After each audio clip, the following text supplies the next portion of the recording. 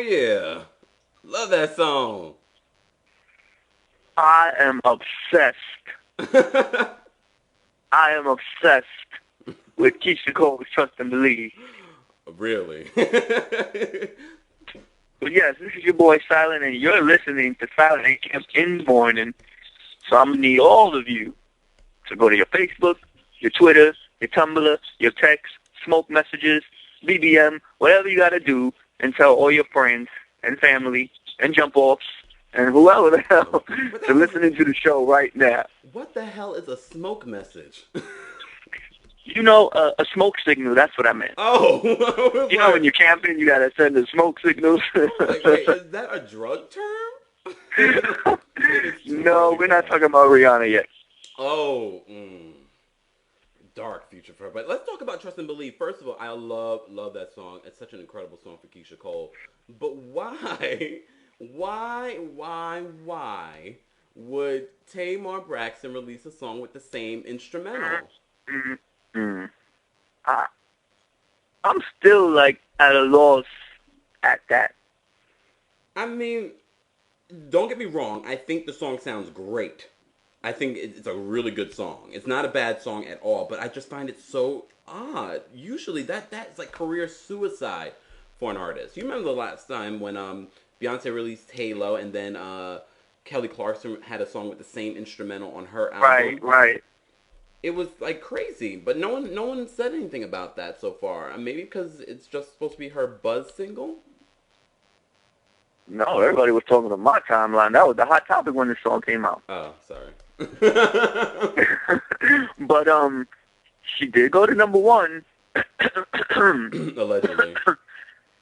Within an hour or so, which is almost unheard of a. Not that Tamar's a new artist, but she kind of is. I personally feel like the only promo you had was your reality show, and I don't think that was enough for you to go straight to number one on the main charts. Look. And, you know, Vince is a big power player, and I'm not saying, but I'm saying. Well, you know, the thing is, real talk. Because the thing is, and no one's taking away from Tamar's talent. Tamar is a very talented singer. I mean, I'm happy for her success. And I think I think she's hilarious. She's a really great singer. But we cannot forget reality. And I'm one that dwells in possibility and that anything is possible. But right now, R&B songs, unless they ain't got a little tinge of dance in it, aren't hitting number one. Not to say the song ain't great enough to hit number one and that it's not a possibility. No one's saying that. But there is something fishy going on. Very fishy. And it's so funny. I was having a conversation with a friend yesterday at dinner, and I said, I bet that song is not in the top 10 right now. So he checked on iTunes, and it was number 11. I said, it's still not in the top 10. Just saying. Just saying. Listen. But we can't take away from, you know, it's a great song. She sounds great, but to hit number one, yeah, that's kind of makes no sense. And then it hit number two before even Lady Gaga tweeted. So we can't even say Lady Gaga helped because she didn't tweet till it went to number two, and that just makes, you know, you got people like Madonna, Alicia, and they not going straight to number one on iTunes in less than an hour. But you did hear Madonna's song, right? No. Exactly. Oh. And then that Girl on Fire song? I love you, Alicia, but that was not it. But what I'm trying to say is those people have a set, loyal fan base. Tamar, right. I don't think, you know. Tamar has a ratchet fan base. Don't miss out on the ratchet fan base money. We love y'all. But, you know, I mean, let us know what you guys think. Go to your Twitter. Hit us up at Kempire Radio, or you can hit up SilentBX. That's at SilentBX. Let him know. Or you can hit me up on my Twitter. I mean, either way, you can hit me up on Kempire Radio or The Kempire. Or hit us up on Facebook. If you're on Facebook and you're listening to the show, Facebook.com/Kempire Radio. Silent, we can't forget them to let them know where you come from. Because originally you don't come from radio. You come from a blogger standpoint. So tell everybody a little bit about your website. Yes. TrueExclusive.com is ratchet. No, we're not ratchet. We saved the ratchetness for this. Oh. We're waiting for this outlet. But, no, if you want the truth, you want real news, we don't gossip, we don't spread falseness, we're not negative or anything of that nature. We might get a little ratchet in our opinions. But, yeah, you need to go to trueexclusive.com. We get a lot of interviews, footage from events, and a lot of exclusive stuff. Yeah. Sounds good, guys. If you just tuned in, it is, of course, Silent and Kempire in the Morning here on KempireRadio.com. Don't forget, guys, you can take Kempire Radio on the go. Download the free Live 365 app. This is a preview of what we're trying. We want to know what you guys think. Is this something that you want more of? I don't know if I could do this every morning. Oh. If they want it, we got to give it. No, if you want it, we definitely got to give it.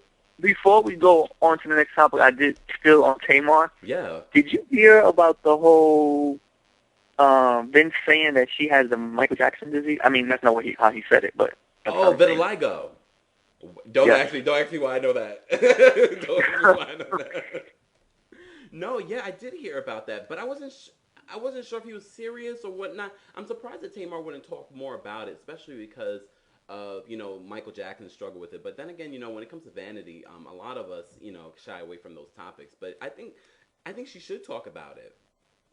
Don't you? A lot of people were saying that it was just an excuse for her bleaching her skin.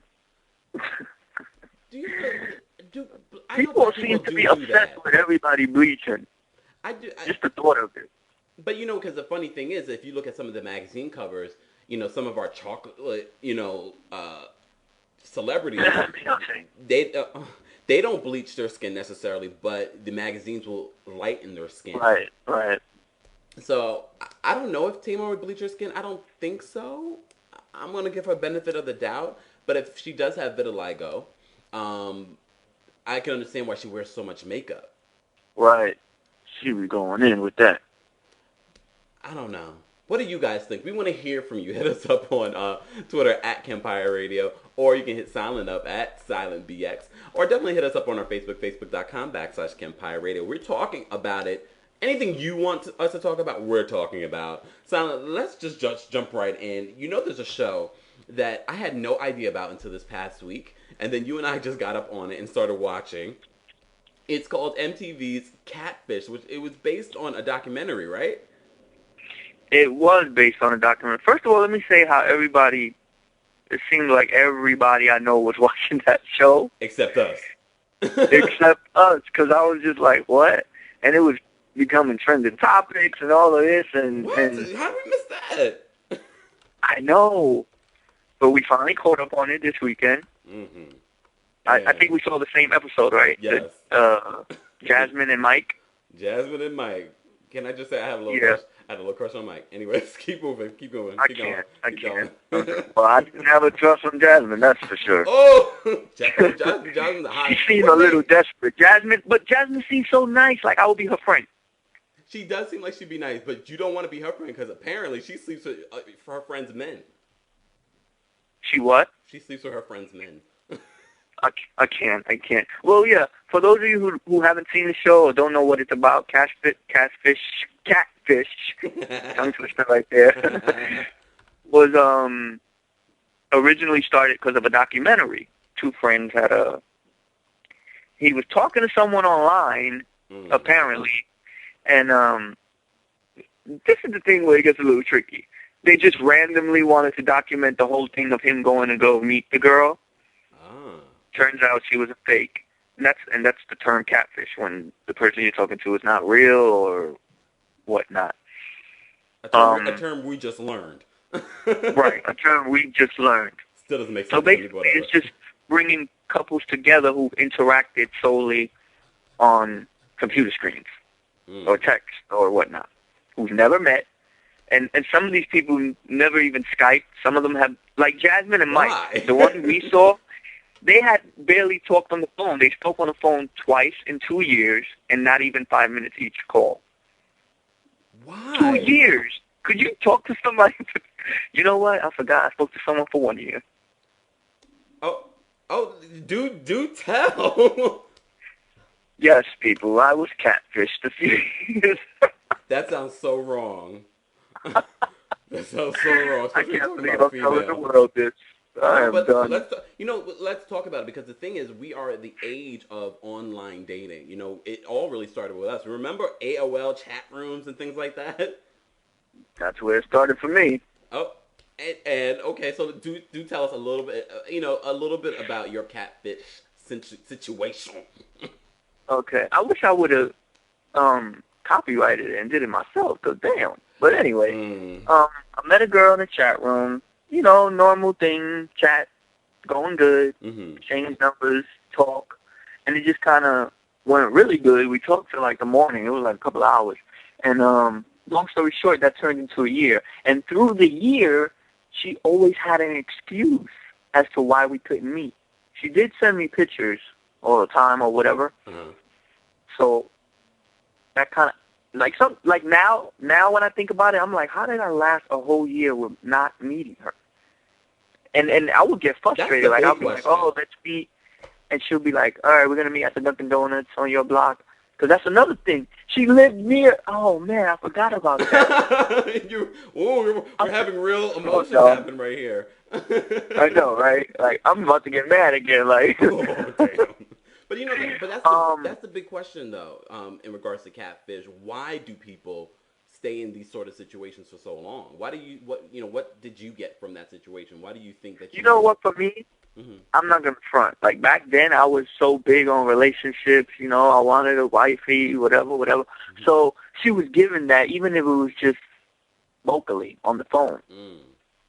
So it was keeping my attention, and you know, we clicked. It was good. It was, you know, we had jokes, and when you're talking to someone and you're going through stuff in life, you kind of talk to them on the phone like without knowing, and you know, you're connecting with this person. You know, I know a lot of people are like, oh no, I got to be in person.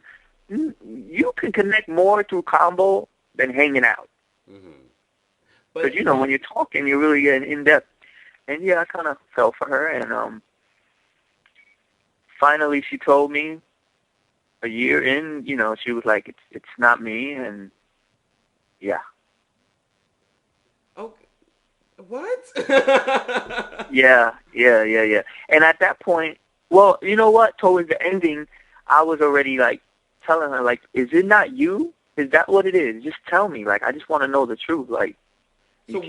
I can't do this no Did more. you ever see who she really was? Yes, because Or even was she a then, hot I was mess? I was so into her, Uh-huh. I didn't care. I'm like, okay, whatever. Oh. She was a big girl. Oh.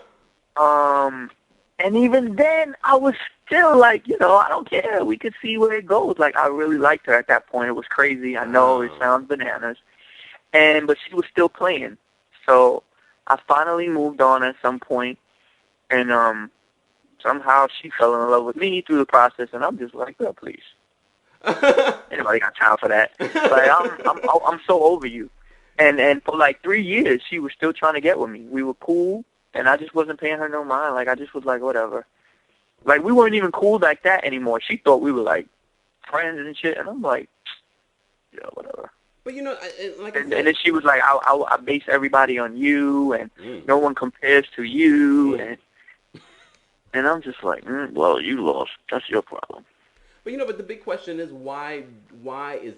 are these situations, why do we get to a place where like that, that certain level of communication is okay? Is it because we may be a little bit antisocial? Is it because that partially we may have some commitment issues, that this level of commitment is okay as compared to a full-on relationship where you're seeing each other, you're really building with each other? Because online relationships can only last, I think, for a certain period of time. You know what I mean? So Yeah, I don't know. Yeah, you're right. I, At I, a certain point, it's like, what the hell? I I have a tell you one certain thing, I would never do that right now. yeah, because I think you kind of go through that in your early years. So it's kind of like, okay, that's okay, blah blah blah. But you come to a point like, okay, no, I need to be able to hang out with you and do things with you and have a normal, quote unquote, normal relationship. But if you guys just tuned in, it is of course Silent and Kempire in the morning here on KempireRadio.com. We're talking about MTV's hit show, Catfish. We were just talking a little bit about Jasmine and Michael and that whole situation. It ended up being, if you guys have seen this episode, that Michael was not real. It was actually was she friends with this other girl? Oh, right. So the girl turned out to be, she went to meet Mike, and Mike turned out to be this girl that she had beef with, yes. who was dating her baby father at the time. So the girl wanted to get... We forgot to mention, though, we forgot one thing to mention, that Jasmine has a 9-month-old or something like that at the time. Right. And was that 9-month-old with the girl's boyfriend? Right. Yeah, Ratchet. Jasmine. Triggs. His name was Triggs. Triggs or so Joshua. His government was Joshua, okay? His government name was we be a Ratchet, so we got to mention his Ratchet name, Triggs. So, yeah, the girl wanted Jasmine to stop talking to her man, so she made up a fake man on Facebook, flirted with Jasmine for 2 years, and basically got Jasmine off of her man. And she had no remorse. She was like, it puts a smile on my face. I'm happy. She's happy that she hurt Jasmine with the fake. That show was ratchet. But can you relate, though, a little bit to her? I mean, I felt for her a little bit because, the great thing about Catfish, at the end of, not Jasmine, the other one. I don't remember her name, but the girl that was actually Michael, quote unquote Michael. I could understand why she would want to get Jasmine back, because we all have that part of us that wants to get someone back after they've wronged us. Imagine someone you wanted to get back the person that cheated with, let's say, with your ex-girlfriend. You ended up breaking up with her because she cheated with this guy, and if you could get that guy back, would you? See, I'm at a different point in my life. Well, we're talking about the point where you were in a catfish situation. Karma gonna handle your ass. I don't even know if I would have done that back then either. Well, girls, because look at even the girl who lied to me. I was so angry at her, but I was just like, whatever. I'll still meet you. Well, girls are vindictive. You're right. But I thought it was an interesting situation. If you guys have an opinion on the MTV hit show Catfish, let us know. Hit us up at Kempire Radio or at SilentBX, or hit us up on Facebook, facebook.com/Kempire Radio. We're talking about it. Shout out to Brandy for tweeting about our morning show this morning. We appreciate you, Brandy. We gotta yeah. I know that's right. Well, we gotta talk about her on Piers Morgan when we come back. But since Brandy tweeted us, we should play some Brandy music, right? Here's one of my favorite songs from her new album, 211. Here's Can You Hear Me Now? We'll be right back, y'all. Oh, love this.